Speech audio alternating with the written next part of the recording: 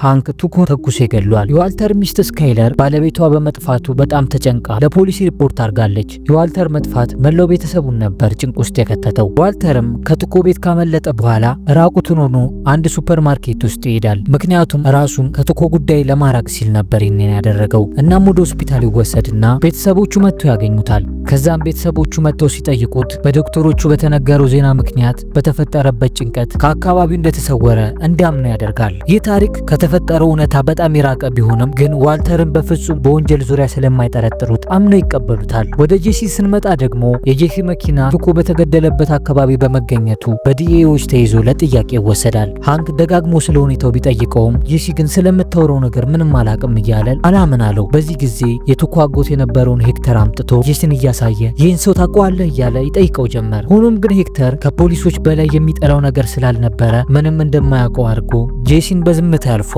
ጭራሽ ፖሊሶቹ ፊት ነበር የቀዘነው። ምን አይነት የተመታ ሰውዬ ነው!